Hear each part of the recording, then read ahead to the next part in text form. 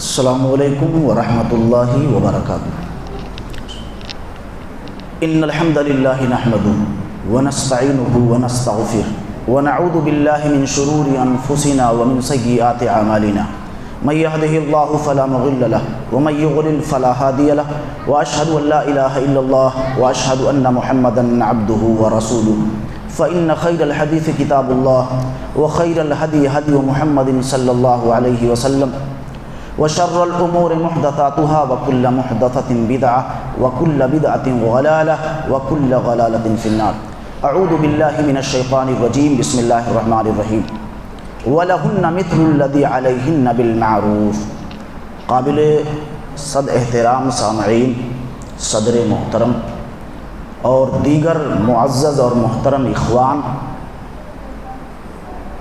ماؤں اور بہنوں، اللہ سبحانہ و تعالیٰ نے ہم سب کو دنیا میں بھیجا۔ ہماری ضرورت کی جتنی بھی چیزیں تھیں ان سب سے اللہ نے ہم سب کو سرفراز کیا۔ مقصود اللہ کا یہ ہے کہ ہمارے بندے دنیا میں رہتے ہوئے اس کی توحید کے پرچم کو بلند کرتے رہیں، اس کے حقوق کو سمجھتے رہیں اور حقوق کی ادائیگی کی مکمل سعی اور کوشش کریں۔ حضرات، حقوق اللہ سبحانہ و تعالیٰ کے، جنہیں حقوق اللہ کہا جاتا ہے، کچھ حقوق ایسے ہیں جو بندوں سے تعلق رکھتے ہیں۔ انہی بندوں میں شوہر اور بیوی، ایسے ہی پڑوس میں رہنے والے لوگ، ماں باپ، بھائی بہن اور دیگر قسم کے لوگ ہیں۔ ہر ایک کے الگ الگ قسم کے حقوق ہیں جن کی ادائیگی اور جن کو مد نظر رکھنا اور مد نظر رکھ کر ان کو انجام تک پہنچانا یہ ہر مسلمان کا شیوا ہونا چاہیے۔ میں اپنے موضوع کو شروع کرنے سے پہلے 3 احادیث پیش کرتا ہوں یہ بتانے کے لیے کہ اسلام کے اندر عورت کو بہت اہمیت حاصل ہے۔ اسلام سے قبل عورتوں کی حیثیت بہت معمولی تھی، انہیں کائنات کی سب سے غلیظ شے سمجھا جاتا تھا۔ عورتوں کو کسی طرح کی کوئی نمایاں حیثیت سماج اور معاشرے میں نہیں تھی۔ مرضی کے مطابق ان کے والدین ان کے نکاح کر دیا کرتے تھے، پوچھنے کی ضرورت بھی محسوس نہیں ہوتی تھی، بیچ تک دیا کرتے تھے۔ اور ایسے ہی بہت سارے لوگ دوسرے ممالک کے، یعنی یورپین کنٹریز کے لوگ، ایسے ہی اور دیگر قسم کے لوگ، خود ہمارے ملک کی حالت کچھ مناسب نہیں تھی۔ شوہروں کی موت کے بعد عورتوں کو جلتی ہوئی چتا میں جل کر مر جانے پر مجبور کر دیا جاتا تھا۔ عورتوں کو ناگن تک کہا جاتا تھا، اور اگر کسی عورت کے شوہر کی موت ہو جاتی تھی تو کہا جاتا تھا اسی نے ڈس لیا ہے، اسی نے اپنے شوہر کو موت اور فنا کے گھاٹ اتار دیا ہے۔ اسلام میں محمد رسول اللہ صلی اللہ علیہ وسلم کی آمد کے بعد عورتوں کو ایک عظیم مقام ملا۔ آپ نے کہا کائنات کی سب سے عظیم شے عورت، صالحہ اور نیک عورت، ایسے سماج اور معاشرے میں کہ جب بیواؤں کو بنظر تحقیر دیکھا جاتا تھا، کئی بیوہ عورتوں سے نکاح کر کے ان کو سہاگن بنایا پیارے حبیب نے، اور وہ مقام دیا کہ دنیا میں کسی دین، دھرم اور باطل مذہب اس طرح کا مقام عورتوں کو دینے کی جستجو اور جسارت بھی نہیں کر سکتا۔ اور تاریخ کے اوراق پلٹ کر کے آپ دیکھ لیں کہ عورتوں کو عزت و مقام جو ملا ہے وہ اسلام نے دیا۔ اسلام کے علاوہ کسی بھی مذہب اور کسی بھی دین میں وہ حیثیت کسی اور کو نہیں ملی جو عورتوں کو ملی۔ پیارے نبی حضرت محمد رسول اللہ صلی اللہ علیہ وسلم کے پاس آسمان سے جبرائیل آتے ہیں اور آنے کے بعد کہتے ہیں ہاذہ خدیجۃ قد اتت کا، پیارے مصطفیٰ آپ کی زوجہ، آپ کی بیوی خدیجہ آ رہی ہیں رضی اللہ عنہ۔ بہت بڑا مقام. کئی شوہروں کی وفات ہو گئی اور آخر میں چل کر کے محمد عربی صلی اللہ علیہ وسلم نے اماں خدیجہ کو رشتہ ازدواج سے منسلک فرمایا. اس سے پہلے ان کے کئی شوہروں کی وفات ہو گئی. بیوہ تھی وہ، چونکہ بہت زیادہ اللہ نے ان کو حیثیت دی تھی، اس لیے ان کے تعلق سے سماج اور معاشرے کے لوگوں کا سوتیلا سلوک اس انداز کا نہیں تھا جس انداز کا دیگر عورتوں کے ساتھ تھا. محمد عربی صلی اللہ علیہ وسلم نے ان کا ہاتھ تھاما اور مقام دیکھیے کہ آسمان سے جبرائیل آ رہے ہیں، محمد عربی کو خبر دے رہے ہیں صلی اللہ علیہ وسلم، اور فرما رہے ہیں کہ آپ کی زوجہ خدیجہ آپ کے پاس آنے والی. بعض لوگوں نے کہا کہ یہ غار حرا کی بات، پیغمبر بنائے گئے، اس کے باوجود غار حرا میں آنا جانا آپ کا بالکل جاری اور ساری تھا. کھانے پینے کے سامان لے کر کے وہاں پہنچتی تھی، وہ چڑھائی چڑھ کر کے وہاں پہنچتی تھی غار میں، شوہر کی محبت میں اور دینی امور میں کسی طرح کا کوئی خلل واقع نہ ہو. وہاں جبرائیل آتے ہیں اور کہتے ہیں آپ کی زوجہ آ رہی ہے، آپ کی زوجہ خدیجہ آ رہی. ان کے ہاتھ میں ایک برتن ہے، فیہا ادام او طعام او شراب، کھانے پینے کی کچھ چیزیں ہیں. شراب ڈرنک کو کہتے ہیں، مشروب پینے کی کوئی شے، پانی، سب کو شراب بولتے ہیں، یہ عربی شبد ہے. تو کھانے اور پینے کی کچھ چیزیں ہیں اس برتن میں، ایک برتن لے کر کے آ رہی ہیں. پیارے مصطفیٰ فیضا ہی عطت، جب وہ آپ کے پاس آ جائیں، فقرا علیہ السلام من ربہا و منی، تو آپ کہہ دیجئے کہ عرش والا سلام کہہ رہا ہے، عرش والا سلام بھیجوا رہا ہے. اور پیارے مصطفیٰ صلی اللہ علیہ وسلم مجھ جبرائیل کا سلام بھی ان کو عرض کر دیجئے. ایک ہی وقت میں عرش والے کا سلام آ رہا ہے اور جبرائیل علیہ الصلاۃ والتسلیم قاصد ہیں، عرش والے کا سلام بھیج کر خود اپنا بھی سلام عرض کر رہے ہیں. اور کیا کہا؟ وَبَشِّرْهَا بِبَيْتٍ فِي الْجَنَّةِ مِنْ قَصَبٍ لَا صَخَبَ فِيهِ وَلَا نَصَبَ. اور پیارے مصطفیٰ آپ خدیجۃ الکبریٰ رضی اللہ عنہا کو بشارت دے دیجئے کہ رب نے جنت میں موتیوں کا ایک محل تیار کر رکھا جس میں نہ شور ہوگا نہ ہنگامہ ہوگا. حدیث پر میں بہت زیادہ تفصیلی گفتگو نہیں کر سکتا وقت کی نزاکت کو سمجھتے ہوئے، لیکن بس یہ بتانا چاہتا ہوں بیٹیوں، ماؤں اور بہنوں کہ آپ بھی عورت ہو. ہمارے سامنے اماں خدیجہ رضی اللہ عنہا کی سیرت ہے، رب کا سلام آ رہا ہے اور جبرائیل امین جو تمام فرشتوں کے سردار ہیں، نوری مخلوق کے سر خیل ہیں، وہ بھی سلام عرض کر رہے ہیں. وہ عورت ہی تھی کہ جب محمد عربی صلی اللہ علیہ وسلم گھبرا کر کے آئے، جبرائیل علیہ السلام کو ان کی صورت اصلیہ میں دیکھا، تب آپ کو آپ کی جان کا خوف اور خطرہ محسوس ہوا. وہ تسلی دینے والی اماں خدیجہ ہی تھی. پیارے مصطفیٰ گھبرائیے مت، انک لتصل الرحم وتحمل الکل وتکسب المعدوم وتعین علی نوائب الحق. آپ تو صلہ رحم کرتے ہیں، رشتوں کو جوڑتے ہیں. جو لوگ بوجھل ہیں ان کے بوجھ اٹھا کر اپنے سر پر آپ لاد لیتے ہیں اور خود کماتے ہیں اور کما کر کے غریبوں میں بانٹ دیتے ہیں. اور مصائب سے جو لوگ الجھے ہوئے ہوتے ہیں ان کی پریشانیاں دور کرتے ہیں. کلا واللہ لا یخزیک اللہ ابدا، ہرگز نہیں، اللہ آپ کو رسوا نہیں کرے گا. یہ تسلی آمیز باتیں کرنے والی کون تھیں؟ اماں خدیجۃ الکبریٰ رضی اللہ عنہا.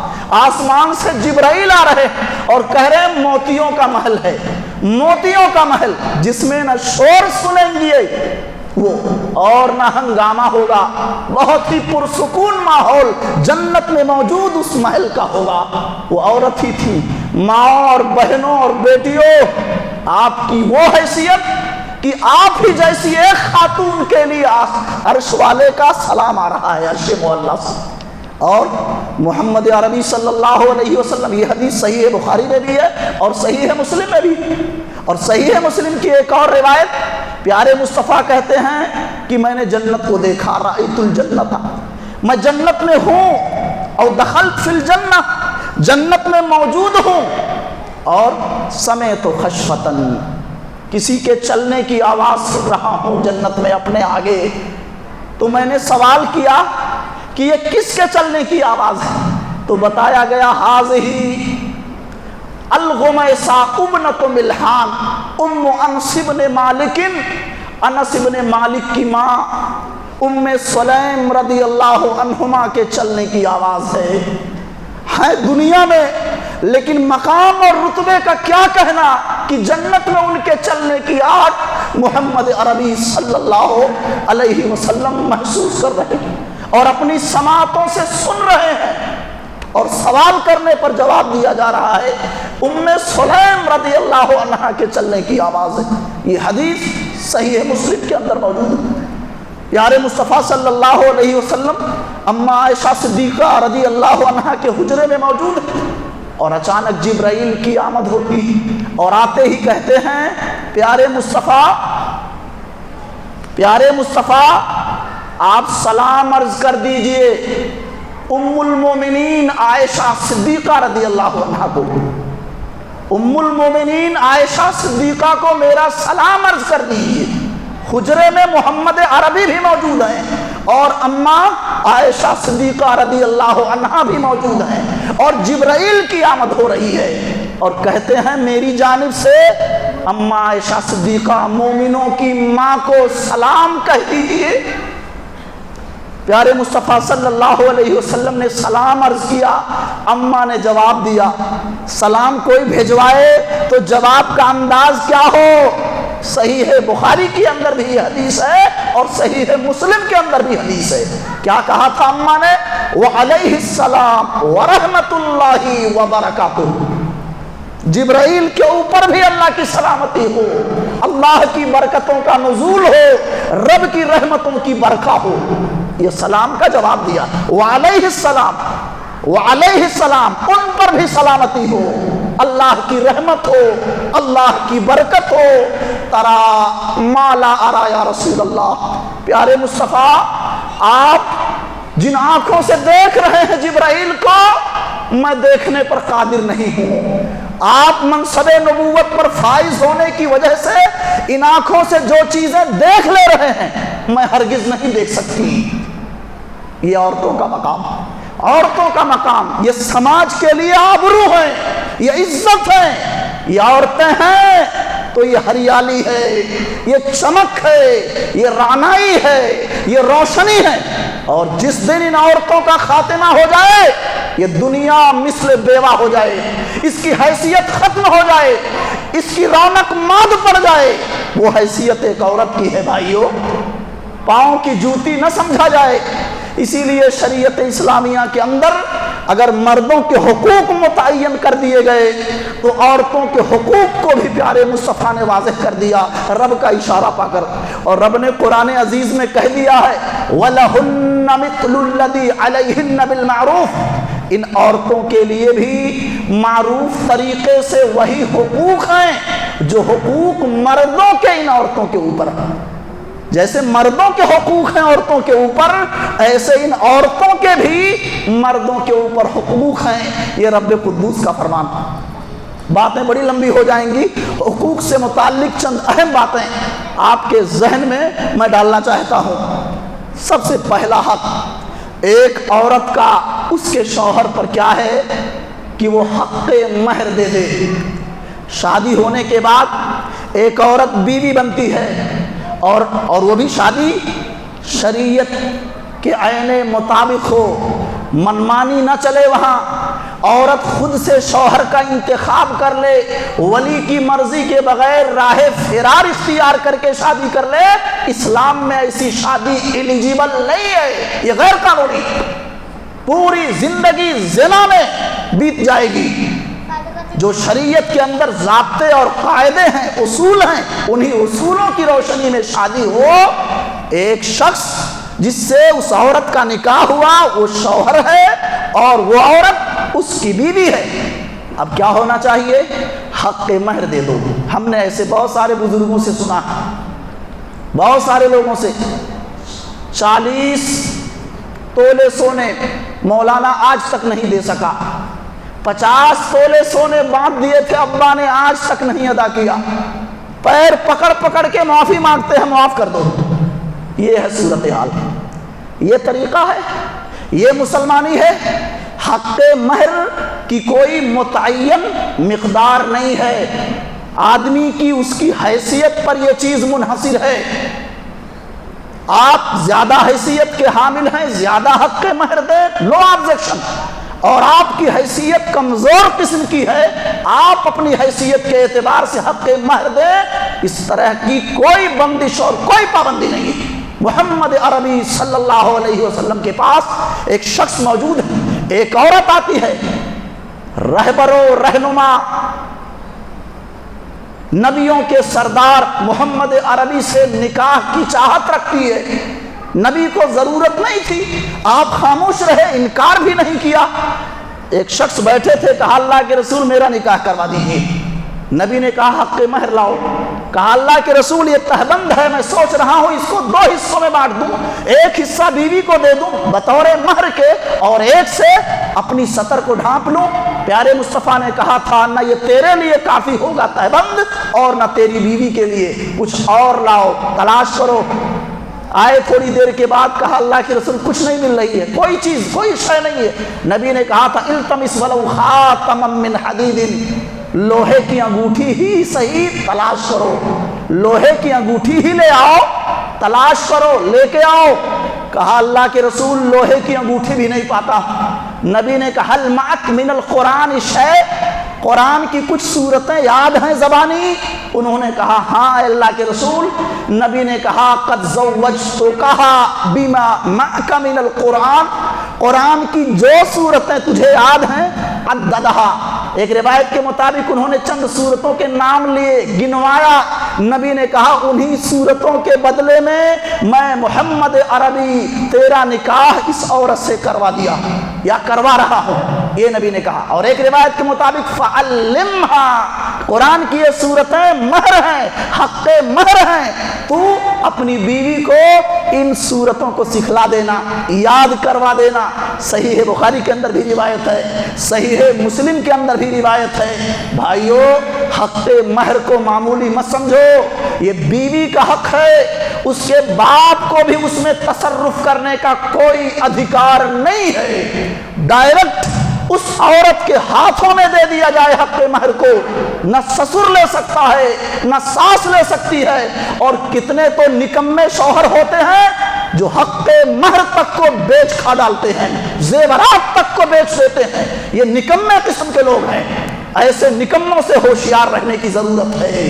بچیاں یہ اللہ سبحانہ و تعالی کی امانت ہیں، اللہ نے ان بچیوں کو ہمارے ہاتھوں میں دیا ہے، ہم اپنی مرضی کے حل چلائیں ایسا نہیں ہے بھائیو، ہمیں اپنی بچی کے مفاد کو بھی دیکھنا ہے، ایسے شوہر کا اس کے لیے انتخاب کرنا ہے جو اس کی دنیاوی زندگی کے لیے بھی مفید ہو، اس کی آخرت کو بھی سنوارنے والا ہو۔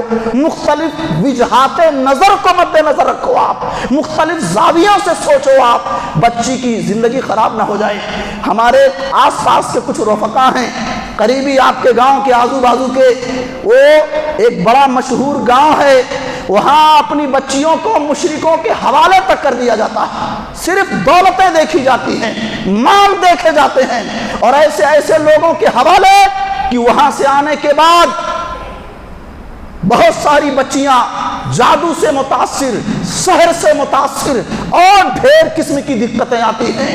توحید پرست وہ بچیاں، وہ بیٹیاں، لیکن توحید سے دست بردار کر دی جاتی ہے، یا تو مجبوری ہوتی ہے ان کی، اور یا خود تساہلی اور کوتاہی کی بنیاد پر توحید کے دامن کو وہ چھوڑ دیتی ہیں۔ اس کے ذمہ دار والدین ہیں، اس زاویے سے بھی سوچنے کی ضرورت ہے۔ حق مہر کے تعلق سے ایک بات بتانی نہایت ضروری ہے۔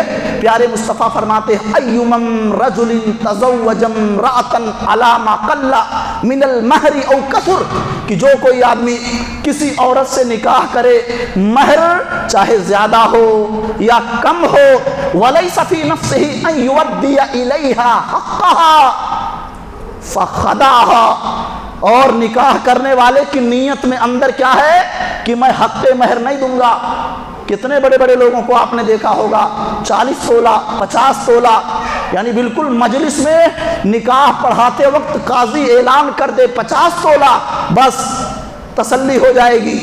کم از کم لوگوں میں یہ بات مشہور ہو جائے گی کہ بہت دینے والا شخص ہے، یہ بہت پیسے والا یہ شخص ہے. کالر ٹائٹ کرنے کے لیے اتنے لمبے چوڑے حق مہر کو متعین کرنے کی ضرورت نہیں ہے. آپ اپنی استعداد کو دیکھیے، آپ کی طاقت کیا ہے، آپ کی قوت کیا ہے. کائنات کے سردار نے کہا کہ آدمی نکاح کرے کسی عورت سے، اس کے دل میں اگر یہ خیال ہے کہ میں حق مہر نہیں دوں گا، وہ دھوکہ دے رہا ہے ایسا شخص. فماتا، اسی حالت میں اس کی موت ہو جاتی ہے. قبل ان یؤدی الیہا حقہا، اپنی بیوی کو حق مہر دینے سے پہلے اگر وہ مر جائے، لقی اللہ یوم القیامت وہو زان، تو قیامت کے دن رب قدوس سے جب ملے گا تو زانی کی صورت میں ملے گا، وہ زانی کی صورت اور حیثیت میں ہوگا.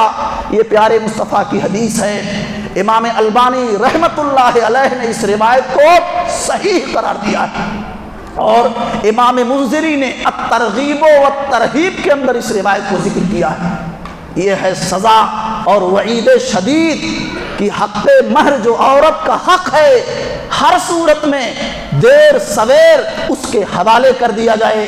نہ تو شوہر کو اس میں تصرف کا ادھیکار اور حق ہے، نہ تو لڑکی کے گھر والوں کو، بلکہ وہ اس کا اپنا حق ہے. وہ خود سے اگر دے دے شرح صدر کے ساتھ، بلا کسی اجبار کے، مجبوری کے، دباؤ کے، لے لو کچھ لے لو، بیچ کھاؤ، کچھ کام چلا لو، بعد میں دے دینا یا مت دینا، تو بات الگ ہے. تب بات الگ ہے، تب آبجیکشن نہیں اللہ کے ہاں.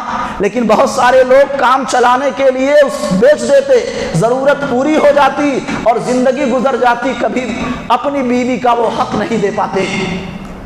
یہ حق مہر وہ ہے استحللتم بہ فروجہن، کہ اس کی وجہ سے عورتوں کی شرمگاہیں حلال ہوتی ہیں. اس پر کئی ایک کتب حدیثیہ کے اندر روایت موجود ہے میرے بھائیوں. تو حق مہر ہر مسلمان کی ذمہ داری ہے کہ بیوی کے حق کو ادا کر دے. وہ چاہے وہ فوری طور سے نکاح کے فوراً بعد یا کچھ تاخیر سے، تاخیر کی گنجائش ہے لیکن پورے طور سے نہ دے. یہ تو بہرحال کوئی بھی عالم دین باشرہ اس طرح کی بات کر ہی نہیں سکتا. دوسرا حق یہ ہے کہ عورت کے نان و نفقہ کو آدمی سمجھے. کھلانا پلانا رہائش دینا یہ سب کچھ مرد کی ذمہ داری ہے. خرچ مرد کرے گا. الرجال قوامون علی النساء بما فضل اللہ بعضهم علی بعض وبما انفقوا من اموالهم. اللہ تعالیٰ نے کیا کہا کہ مرد عورتوں کے اوپر نگراں ہیں.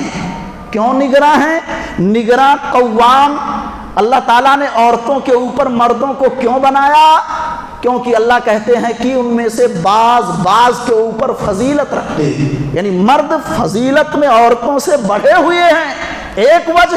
اور دوسری وجہ یہ کہ مرد اپنی بیویوں پر خرچ کرتے ہیں.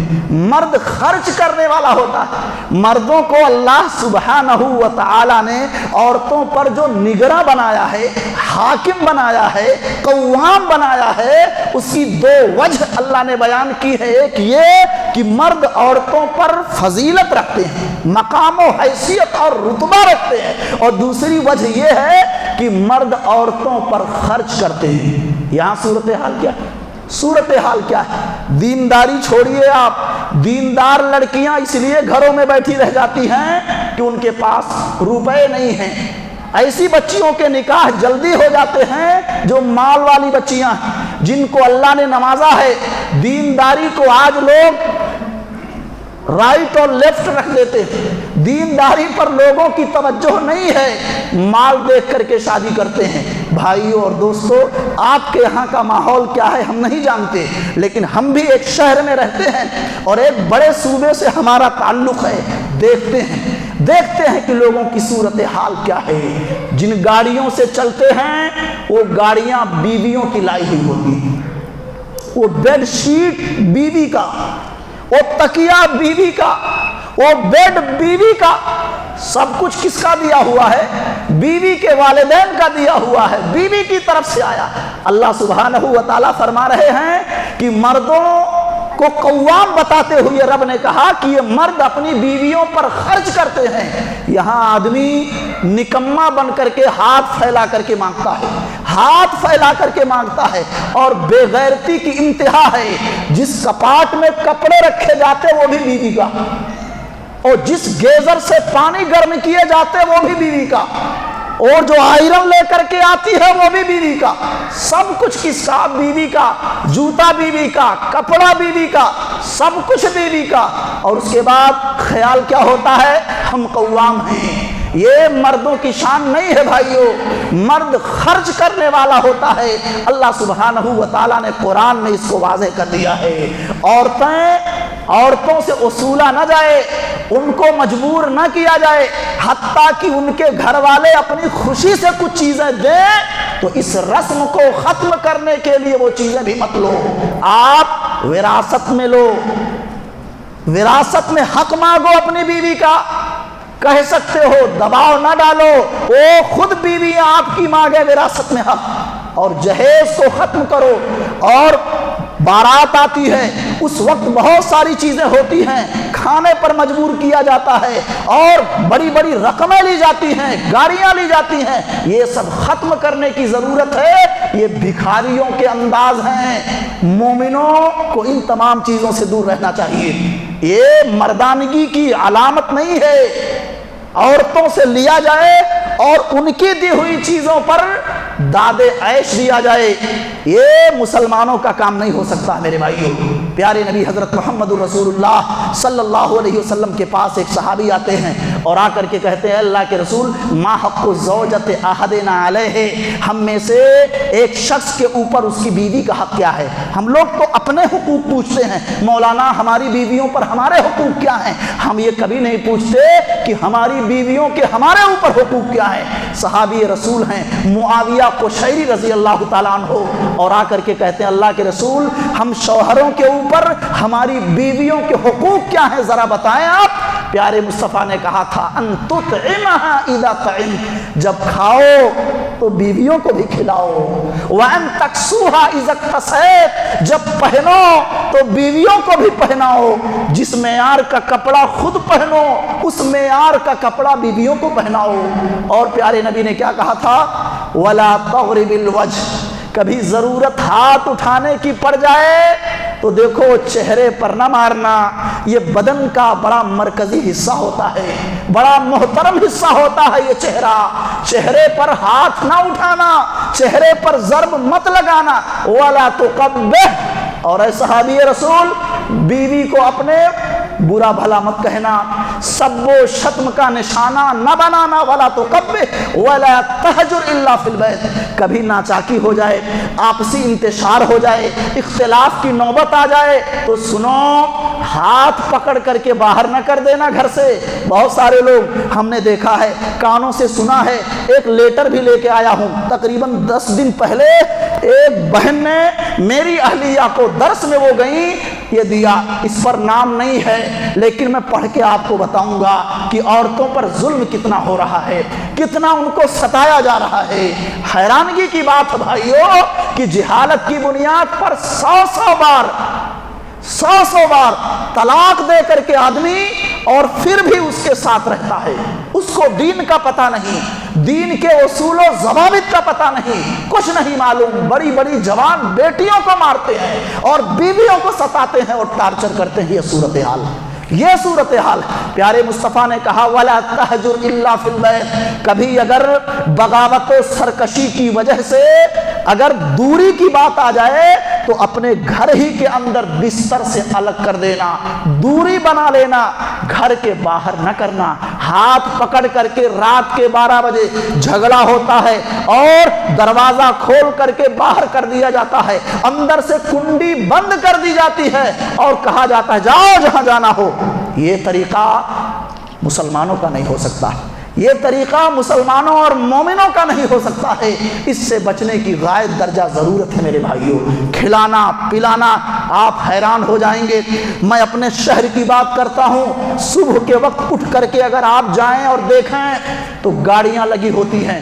ہو سکتا ہے میری ان باتوں سے آپ کو اتفاق نہ ہو کہ مولانا کیا بول رہے ہیں، لیکن یہ سچائی ہے، اس کو بیان کرنا ہی پڑے گا اور آپ کو سننا ہی پڑے گا اور آپ کو بھی پتہ ہو جائے گا۔ آپ ذرا دیکھیں، نقاب میں ملبوس ہماری بہنیں، ہماری بیٹیاں کمپنیوں میں، کارخانوں میں، پرائیویٹ سیکٹرز میں کام کرنے پر مجبور ہیں۔ بعض تو اس لیے کہ وہ بیوہ ہیں، بعض تو اس لیے کہ مطلقہ ہیں، بعض تو اس لیے کہ مختلعہ ہیں، ان کی خبر گیری کرنے والا کوئی نہیں ہے۔ لوگ اجتماعات بڑے بڑے کرا رہے ہیں، لیکن بہنیں اور قوم کی بیٹیاں کہاں جا رہی ہیں؟ رب قدوس کی قسم ہے، اس پر لوگوں کی نظر نہیں ہے۔ اور ایک بڑی تعداد میں کمپنیوں، کارخانوں میں کام کرنے والی بچیاں غیروں کے ساتھ ہاتھ پیلے کرتے ہوئے نظر آتی ہیں۔ اور کتنے لوگوں کی بات کروں میں، کچھ خاص علاقے ہیں، وہاں کے لوگوں کو میں نے دیکھا شراب پی پی کر کے پڑے ہوتے ہیں، عورتیں گھروں میں جھاڑو اور پوچھا کرتی ہیں۔ ایسی ایک نہیں، سینکڑوں عورتیں جڑ چکی ہیں، مسجدوں میں آنا شروع کر دیا ہے۔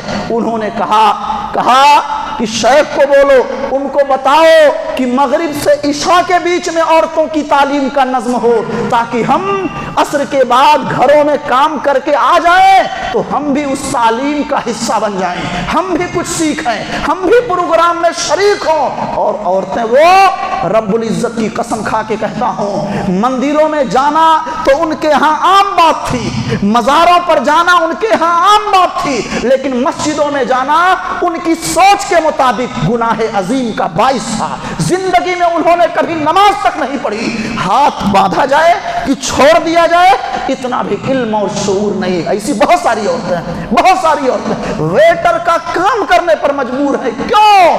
بھائی نالائق نکل گیا، شوہر کسی کام کا نہیں ہے، کوئی ان کے دکھ درد کو سمجھنے والا نہیں ہے، وہ مجبور ہے مردوں کے شانہ بشانہ کام کرنے پر۔ نہیں، یہ مسلمانوں کا طریقہ نہیں ہے۔ شادی اسی وقت کرنا ہی چاہیے ایک مسلمان کو جب اس کے پاس کھلانے کی طاقت ہو، پلانے کی طاقت ہو، رہائش دینے کی طاقت ہو۔ اسی لیے کائنات کے سردار نے کہا تھا، یا معشر الشباب من استطاع منکم الباءۃ فلیتزوج۔ اے نوجوانوں کی جماعت، نوجوانوں کو مخاطب کیا، جن کے اندر جنسی قوت ہوتی ہے، جسمانی طاقت ہوتی ہے، ان کو مخاطب کر کے پیارے نبی نے کہا، اخراجات نکاح برداشت کرنے کی جب تمہیں طاقت ہو جائے، نکاح کر لو، نکاح کر لو، اس سے عزتیں محفوظ رہیں گی، اس سے نگاہیں محفوظ رہیں گی۔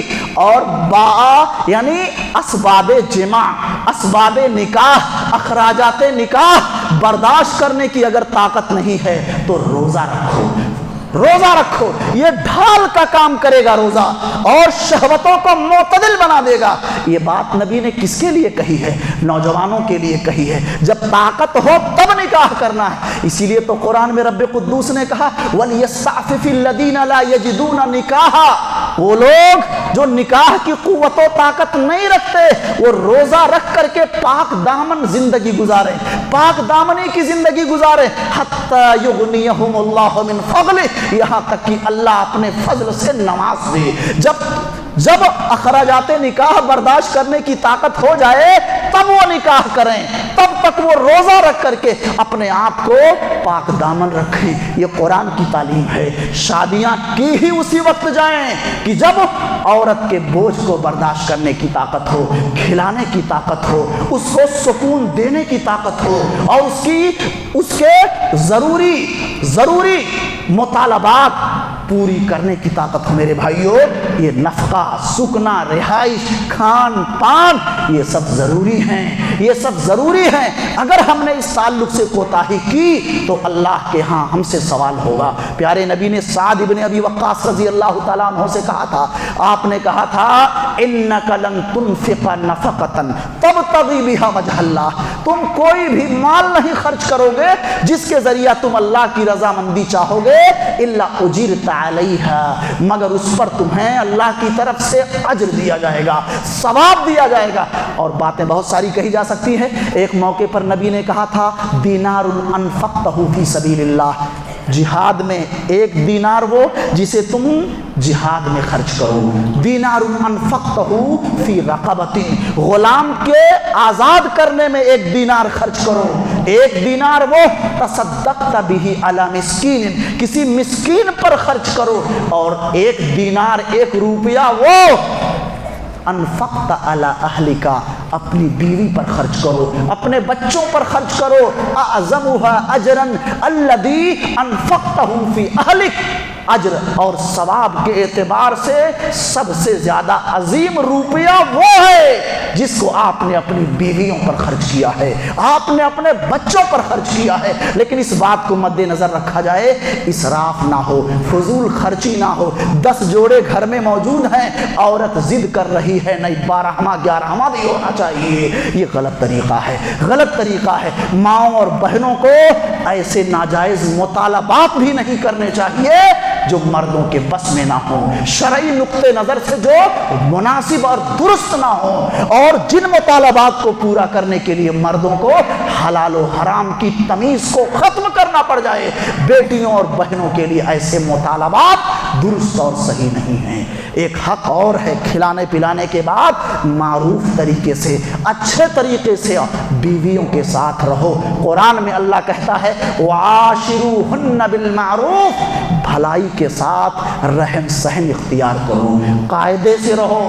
پیارے نبی نے یہاں تک کہہ دیا لا یفرق مومن مومنتا، کوئی مومن مرد اپنی مومنہ بیوی سے بغض نہ رکھے، ان کرہ منہا خلقا رضی منہا آخرا، اگر وہ اس کے کسی اخلاق کو پسند نہیں کرتا ہے تو اس کے اندر ڈھیر ساری خوبیاں ہیں، کئی پہلو ایسے ہیں جو بہت مناسب قسم کے ہیں، ان کی خوبیوں کو دیکھ کر کے تسلی دے دو، کمزوریوں پر زیادہ نظر مت رکھو۔ عورت ہے وہ عورت ہے، کچھ نہ کچھ کمزوری رہے گی، مردوں میں کمزوریاں ہوتی ہیں، ماں اور بہنوں میں بھی کمزوریاں رہیں گی۔ اسی لیے پیارے نبی نے ایک موقع پر کہا تھا استوصوا بالنساء خیرا، مومنوں محمد عربی کی وصیت کو قبول کر لو، عورتوں کے سلسلے میں، بیویوں کے سلسلے میں محمد عربی صلی اللہ علیہ وسلم کی خیر والی وصیت کو قبول کر لو۔ پیارے نبی نے کہا ان المرأة خلقت من ضلع، پسلی سے پیدا کی گئی، پسلی کی ہڈی سے، اور پسلی وہ جو بائیں سائڈ کی ہے۔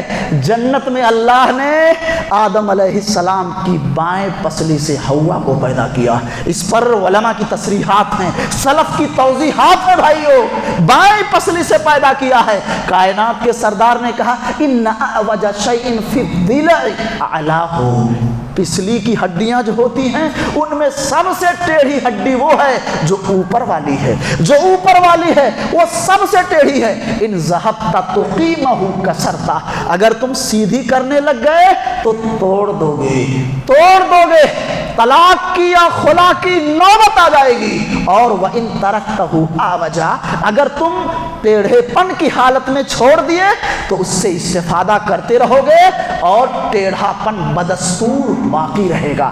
آگے خود نبی نے پھر کہا استوصوا بالنساء، عورتوں کے تعلق سے میری خیر و بھلائی پر مبنی وصیت کو مومنوں قبول کر لو، میری وصیت کو اپنا لو۔ یہ عورتوں کے متعلق نبی کی تعلیم ہے۔ عورتوں کے متعلق سماج اور معاشرے میں نمازی آپ بھی ہیں، نمازی یہ بھی ہیں، مسجدوں میں پہنچ کر کے آپ کو بہت سارے دیندار مل جائیں گے، لیکن مسجدوں کے باہر اگر کسی ایماندار کو تلاش کرنا ہے، کسی اللہ والے کو دیکھنا ہے تو اس کو دیکھو جس کا رکھ رکھاؤ اس کی نیک بیوی کے ساتھ مناسب ہو۔ سب سے بہتر مسلمان وہ ہے۔ پیارے نبی نے کہا ان اکمل المومنین ایمانا احسنهم خلقا، مومنوں میں سب سے کامل ایمان والا وہ ہے جس کے اخلاق سب سے بیسٹ ہوں، مناسب قسم قسم کے اخلاق جس کے ہو وہ سب سے کامل ایمان والا ہے۔ اور نبی نے کہا خیرکم خیرکم لنسائہم،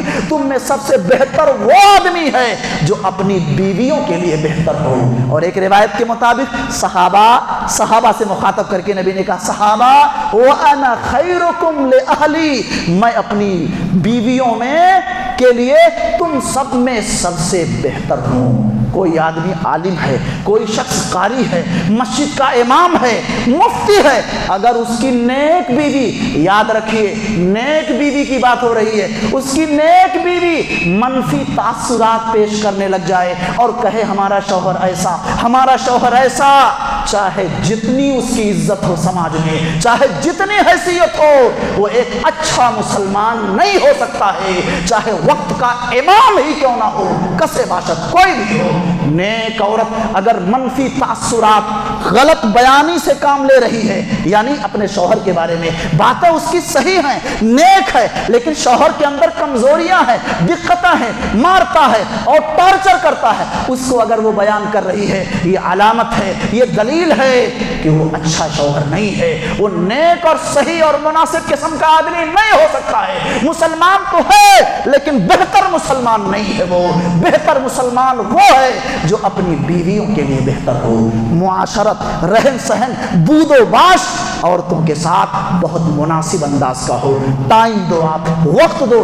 کتنی بیٹیاں اور بہنیں ایسی ہیں عورتوں کے ذریعے سے خبر لگتی ہے، اہلیہ کے ذریعے مجھے معلوم ہوتا ہے، ان کی شکایت ہوتی ہے، دن بھر شوہر کام کرتا ہے، محنت مزدوری کرتا ہے اور رات میں آتا ہے تو سوکن کو لے کر بیٹھ جاتا ہے، اس کو سوکن عورتیں کہتی ہیں، سوکن، 2 گھنٹہ بستر پر پڑا ہوا ہے، گھر میں رہ کر کے بھی بیوی سے گفتگو کرنے کے لیے اس بے ایمان کے پاس ٹائم نہیں ہے، وقت نہیں ہے، موبائل میں ایسا وہ بزی ہے کہ نہ بیوی کے حال پوچھتا ہے، نہ احوال پوچھتا ہے، نہ ضرورات کو وہ ضرورات کے متعلق سوال کرتا ہے، نہ بچوں کی تعلیم پر اس کی نظر ہے، کل کیا کھائیں گے، کیا پکائیں گے، اس پر بھی اس کی توجہ نہیں۔ 2 گھنٹے 3 گھنٹے گھر میں بیٹھ کر موبائل میں اپنے وقت کو کرتا ہے۔ یہ ایک نہیں، سینکڑوں ہزاروں بہنوں شادی شدہ بیٹیوں کا شکوہ ہے اور گلہ ہے بھائیو، یہ بہت بڑی کمی ہے، یہ بہت بڑی کمی ہے۔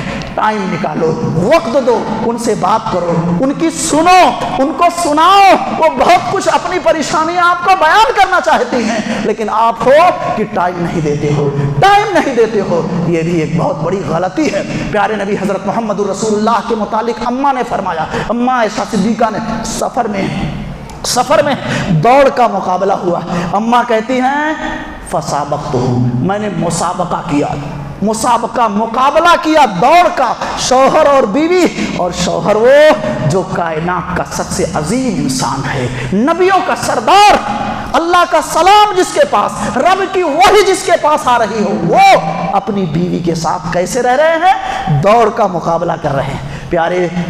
پیارے نبی حضرت محمد الرسول اللہ کی زوجہ ام المومنین اماں عائشہ صدیقہ رضی اللہ عنہا نے کہا فسبقتہ، میں مقابلے میں آگے بڑھ گئی، فلما حملت اللحم، کچھ دنوں کے بعد جب میرا بدن موٹا ہو گیا، فربا ہو گیا، گوشت بدن پر زیادہ ہو گیا، پھر میں نے مسابقہ ایک بار اور کیا، فسابقتہ، ایک بار اور دوڑ میں میں نے مقابلہ کیا، فسبقنی، اس بار پیارے نبی مجھ سے آگے بڑھ گئے، پیارے نبی مجھ سے آگے چلے گئے، اور نبی نے کیا کہا مسکراتے ہوئے؟ ہذہ بتلک السبقہ، یہ اس جیت کے بدلے میں ہے، وہ جو اس وقت میں ہار گیا تھا اس کے بدلے میں یہ ہے، اب برابر ہو گیا گیم، وہاں تم جیتی یہاں ہم جیتے، برابر ہو گیا۔ یہ حدیث سنن ابی داؤد کے اندر ہے، حدیث کی کئی معتبر کتابوں کے اندر ہے، مسجد نبوی شریف ہے، نبوی شریف صحن مسجد میں کچھ حبشی لوگ نیزہ بازی کر رہے ہیں، مقابلہ کر رہے ہیں آپس میں، جہاد کے لیے مشق و مزاولت سے کام لے رہے ہیں۔ پیارے مصطفیٰ صلی اللہ علیہ وسلم کی زوجہ ام المومنین کہتی ہیں یسترونی بردائہ، چادر کے اندر چھپا کر نبی اپنے بیک سائیڈ میں پیچھے کی طرف مجھے کیے ہوئے ہیں، کندھے اور کانوں کے درمیان میں نبی کے کندھے اور کان کے بیچ سے دیکھ رہی تھی، حبشیوں کے کھیل کو ہم دیکھ رہے تھے اس وقت۔ کون فرما رہی ہیں؟ اما عائشہ۔ اور اس وقت محمد عربی نہ پلٹتے صلی اللہ علیہ وسلم جب تک میں نہ پلٹتی، جب تک میں نہ پلٹتی۔ نبی پہلے یہ نہیں کہتے، کبھی بھی نبی نے یہ نہیں کہا عائشہ چلو، نہیں، پہلے جب میں کہتی نہیں چلو اب چلو گھر میں چلتے ہیں، تبھی اللہ کے رسول وہاں سے پلٹتے ہو، بیچ خود سے وہ مقدم ہو کر کے آگے سے کہیں کہ نہیں چلو، ایسا نہیں ہوتا تھا۔ یہ شوہر اور بیوی کے درمیان کر اظہار کرو، محبتیں ہیں، پیار کی باتیں ہیں، ظاہر کرو کہ آپ چاہتے ہو، محبت کرتے ہو۔ اس طرح کی اور کئی باتیں اس حوالے سے کہی جا سکتی ہیں۔ ایک آخری نقطہ یہ ہے کہ عورت کی عزت و آبرو کی حفاظت یہ ایک مرد کے ذمہ ہے، مرد کے ذمہ ہے، اور بے غیرتی کی علامت ہے۔ شادی کے دن سے اس طرح کا معاملہ شروع ہو جاتا ہے، شادی کا حال ہے، اور بیوی سج دھج کر کے بیٹھی ہوئی ہے، کیمرہ مین آتا ہے، ویڈیو گرافی کرتا ہے، مختلف زاویے سے وہ فوٹوز لیتا ہے، یہ بے غیرتی ہے۔ شوہر اپنی بیوی کی عزت و آبرو کا محافظ ہے۔ اگر بیوی بے حیائی کا مظاہرہ کرتی ہے، غیر محرموں کے سامنے کھل کر کے آتی ہے، چہرہ کھول کر کے رکھتی ہے، بناؤ سنگار کا اظہار کرتی ہے، اور شوہر دیکھ کر کے سب کچھ برداشت کر رہا ہے، یہ بے غیرتی کی علامت ہے۔ شوہر اپنی بیوی کی عزت و آبرو کا محافظ ہے، اس کا نگراں ہے، کوئی بھی اس طرح کا عمل نہیں ہونا چاہیے۔ لیکن اس بے غیرتی کا مظاہرہ شادی کے حال سے شروع ہوتا ہے۔ ایک مشرک آدمی مختلف زاویے آگے پیچھے دائیں بائیں سے فوٹو لیتا ہے، اور ہم سب خاموش تماشائی بنے رہتے ہیں۔ بعض جگہوں پر تو حالت ایسی ہوتی ہے کہ دولہن دونوں بیٹھے ہوئے ہیں ایک ساتھ، مرد بھی آ رہے ہیں، عورتیں بھی آ رہی ہیں، مرد بھی ٹیڑھی نگاہوں سے دیکھتے ہیں۔ یہ بے غیرتی ہے، یہ مسلمانوں کا طریقہ نہیں ہو سکتا ہے۔ عورت اللہ سبحانہ و تعالیٰ کی دی ہوئی عظیم نعمت ہے، دولت ہے۔ پیارے نبی صلی اللہ علیہ وسلم نے کہا تھا من قتل دون اہلہ فہو شہید۔ بیوی کی عزت بچاتے بچاتے، بیوی کی آبرو بچاتے بچاتے، بیوی کی حفاظت کرتے کرتے اگر کوئی مرد مار دیا جائے فہو شہید، وہ شہید ہے۔ رب العالمین کے ہاں اس کی جو حیثیت ہوگی وہ شہیدوں والی حیثیت ہوگی۔ شرط ہے توحید والا ہو، رسالت پر یقین ہو، نبی سے محبت رکھتا ہو، اللہ سے تعلق خاطری رکھتا ہو، شہیدوں کے زمرے میں ہوگا وہ شخص۔ بہت بڑا مقام ہے ایک شوہر کا، بہت بڑی حیثیت ہے ایک بیوی کی۔ باہمی تال میل کے ساتھ زندگی گزارنی چاہیے۔ شوہروں کو بیویوں کے حقوق کو سمجھنا چاہیے، اور بیویوں کو اپنے شوہروں کے حقوق کا خیال کرنا چاہیے۔ بہت سارے لوگ ایسے ہیں، مختلف سماج اور معاشرے میں اس طرح کی شکایتیں آتی ہیں، باضابطہ عورتیں کہتی ہیں اور باضابطہ ظاہر کرتی ہیں، وہ مردوں پر حاوی ہونے کی کوشش کرتی ہیں، حاوی ہونے کی کوشش کرتی ہیں۔ یہ عورتوں کی حیثیت سے ہٹ کر ہے، اس طرح کا عمل نہیں ہونا چاہیے۔ عورتوں کے مزاج میں سنجیدگی ہونی چاہیے، نرمی ہونی چاہیے۔ عورتیں مرد بننے کی کوشش نہ کریں، قوام بننے کی کوشش نہ کریں، شوہروں پر غالب آنے کی کوشش نہ کریں۔ اور مرد بھی کچھ ایسے ہوتے ہیں، بعض جگہوں پر اس طرح کا طریقہ ہے کہ پہلے دن ہی مار دیتے ہیں، تھپڑ رسید کر دیتے ہیں تاکہ مردانگی کا اسے احساس ہو جائے۔ کہتے ہیں پہلے دن اگر بیوی کو مار دیے تو زندگی بھر وہ تمہارے تابع رہے گی، زندگی بھر وہ دبی رہے گی، اور پہلے دن کمزور پڑ گئے، نہیں کچھ کیے، نرمی کا مظاہرہ کیے تو زندگی بھر وہ سینے پر چڑھی رہے گی۔ اس طرح کی باتیں یہ جہالت پر مبنی باتیں ہیں۔ اماں فرماتی ہیں ام المومنین عائشہ رضی اللہ عنہا کہ نبی نے اپنی کسی بیوی کو کبھی ہاتھ نہیں اٹھایا، کبھی ہاتھ سے نہیں مارا، کبھی نہیں مارا۔ اللہ کے رسول بچتے تھے۔ نبی سے بڑا طاقت والا کون ہو سکتا ہے؟ نبی سے بڑا مرد کون ہو سکتا ہے؟ کبھی نبی علیہ الصلوۃ والسلام نے نہ کسی غلام کو مارا، نہ اپنے بچوں کو مارا، نہ اپنی بیٹیوں کو مارا، نہ اپنی بیویوں کو تھپڑ رسید کیا۔ یہ نبی کی شان تھی میرے بھائیوں. اس طرح کے عمل سے بچنا چاہیے. قرآن میں ایک بات ہے, سورہ نساء کی 34 نمبر کی آیت, آخری بات ہے. اللہ فرماتے ہیں واللاتی تخافون نشوزہن, وہ عورتیں جن کی بغاوت کا تمہیں خوف اور خطرہ ہے, جو سرکش ہو گئی ہیں, ان کی سرکشی کا جب تمہیں احساس ہو جائے فعظوہن, پہلے نمبر پر کیا کرنا ہے, سمجھاؤ. ہم لوگ پہلے نمبر پر مار دیتے ہیں, ہاتھ اٹھا دیتے ہیں, ذلیل کر دیتے ہیں, بھری مجلس میں غصہ ہو کر بول دیتے ہیں. اللہ کی تعلیم کیا ہے, قرآن کیا کہتا ہے, فعظوہن, اگر بغاوت دیکھو, سرکشی دیکھو, کچھ اور مسئلہ محسوس کرو, تو اللہ فرماتے ہیں فعظوہن, سمجھاؤ سمجھاؤ. وہجروہن فی المضاجع, اگر سمجھانے پر نہیں مان رہی ہے تو بستروں سے الگ کر دو, دوری بنا لو, دور دور سونا شروع کر دو. یہ دوسرے نمبر کی بات. تیسرے نمبر کی بات, وَاضْرِبُوهُنَّ, اگر یہ دونوں کام کرنے سے بیوی سرکشی سے باز نہیں آتی ہے, اس کی عادت کے اندر, اس کے طور طریقے میں کسی طرح کی کوئی کمی نہیں ہے, وہی بغاوت, وہی سرکشی, وہی رخ, وہی مزاج, کوئی تبدیلی نہیں, تب تیسرے نمبر کا کام کیا ہے, وَاضْرِبُوهُنَّ, اب ہاتھ اٹھاؤ, لیکن چہرے پر نہ مارنا. اور صحیح مسلم کی ایک روایت ہے, وَاضْرِبُوهُنَّ غَرْبًا غَيْرَ مُبَرِّحٍ, ایسی مار مارو جو چوٹ والی نہ ہو, تکلیف دہ نہ ہو, ہڈی نہ ٹوٹ جائے, چمڑا نہ کٹ جائے, خون نہ بہہ جائے. اس طرح کی مار نہ مارو, ہلکی مار مارو, احساس دلانے کے لیے. یہ تیسرا آپشن ہے. آج ہم لوگ پہلے ہی نمبر پر ہاتھ اٹھا دیتے, کوئی سامان اٹھا لیتے, لوہا لکڑ سے مار دیتے. یہ مسلمانوں کا طریقہ ہے, مسلمانوں کا طریقہ نہیں ہے میرے بھائیوں. تیسرا آپشن, سمجھانے پر, بستر سے دور کر دینے پر بھی اگر نہیں مانتی ہے تب ہلکی مار مارو. بس ایک آخری بات, حضرت عبداللہ ابن عباس رضی اللہ عنہما حبر الامہ ہیں, اہل بیت میں سے ہیں, نبی کے چچا زاد بھائی ہیں. جب ان سے اس آیت کی تفسیر پوچھی گئی, اللہ کہتے ہیں مار دو بیویوں کو, اگر بغاوت اور سرکشی سے باز نہیں آتی ہیں, سمجھانے پر بھی نہیں مانتی, بستر سے الگ کرنے پر بھی نہیں مانتی, تو مار دو. یہ مارنے سے کیا مراد ہے, کس سے مار دیں, مارنے کی نوعیت کیا ہو؟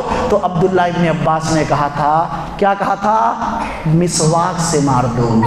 مسواک سے مارنے سے مراد مسواک ہے, مسواک سے مار دو. احساس دلانا ہے, چوٹ پہنچانا مقصود نہیں ہے.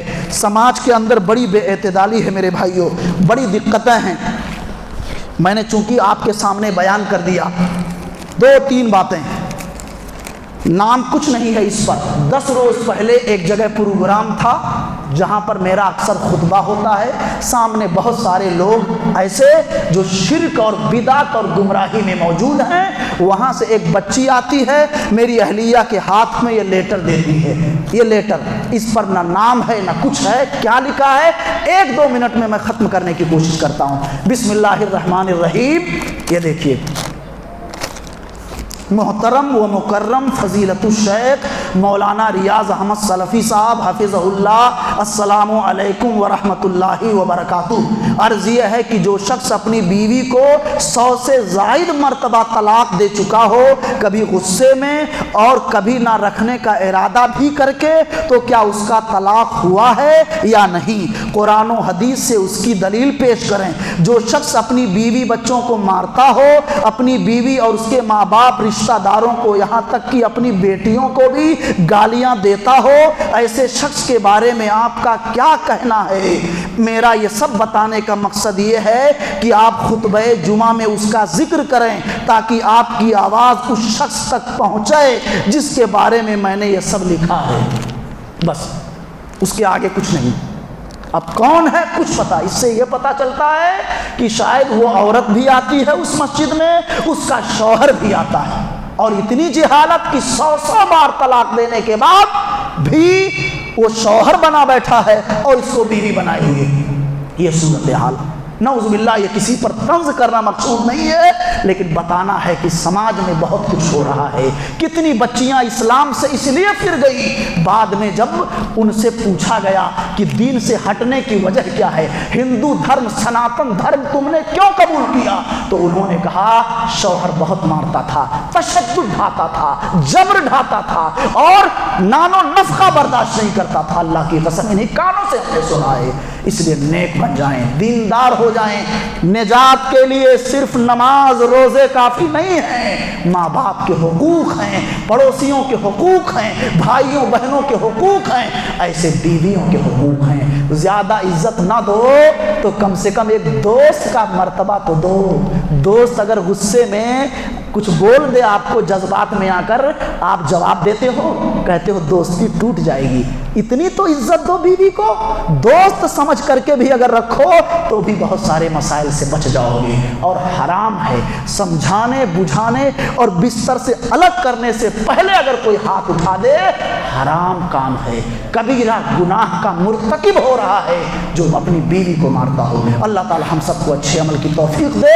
अल्लाह हम मर्दों को तौफीक दे कि अपनी बीवियों के हुकूक को हम समझें और उनको अदा करें। आमीन। वस्सलामु अलैकुम व रहमतुल्लाहि व बरकातहू।